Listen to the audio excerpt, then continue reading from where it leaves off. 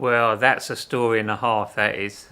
When I was at school, I didn't know what I wanted to do, like many of other of my friends. And when I got into sixth form, because instead of leaving school in the fifth form, I decided to go on a year, which was a complete waste of time. So then my mother said to me, Andrew, she said, you have to decide what you want to do. So I thought, just to keep her quiet, I'd say, oh, I'll be a bricklayer like my granddad. And then I thought, that doesn't seem so bad. So I went for various interviews, and eventually a building company took me on for my apprenticeship, which was 4 years long. And I went to St Albans Building College, and I achieved City and Guild and Advanced Craft, and I represented the college in London and the Home Counties Bricklaying Championships. And yes, and from then I left my company and I set up on my own, and I have a small building company at the moment that do various projects around St Albans. And that's about it, really. Right, well, when I finished my apprenticeship, which was 4 years, I left the company and I went with a company in St Albans, but I worked for this other builder who I knew quite well from when I used to drink down the pub. And he said, oh, come and work for me. So I did.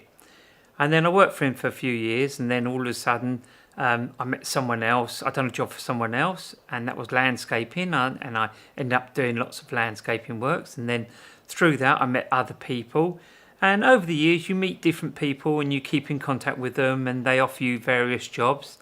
And then all of a sudden I got into St Albans, and I was doing lots of brickwork, and then someone asked me, can you do more than brickwork, like extensions? I says yes.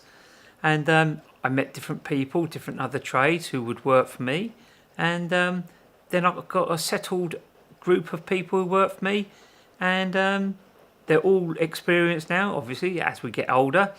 This is 30 odd years down the line. And yeah, we take various projects on, and I use the same people each time who can be trusted.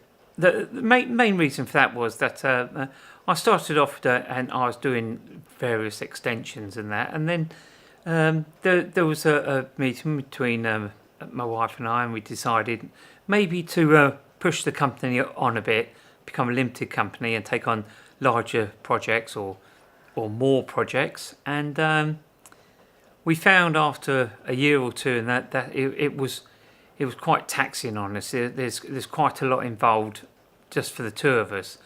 And we decided that the best thing to do was that, and the happiest, make us both happy, was that if I went back to doing my small extensions that I was used to, and my wife decided to do bookkeeping for other companies. And that was about 7 or 8 years ago now. So, and that's where we are today.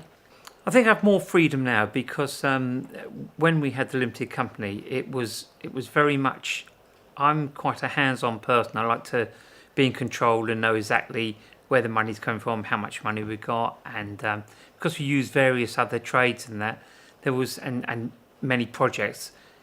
It wasn't like now I do one project at a time. We had about 3 or 4 on at the go, and it's very hard keeping control on every one of them. And so now when I just do one at a time and keep all my friends in work, and that I'm happy doing that. Thank you very much.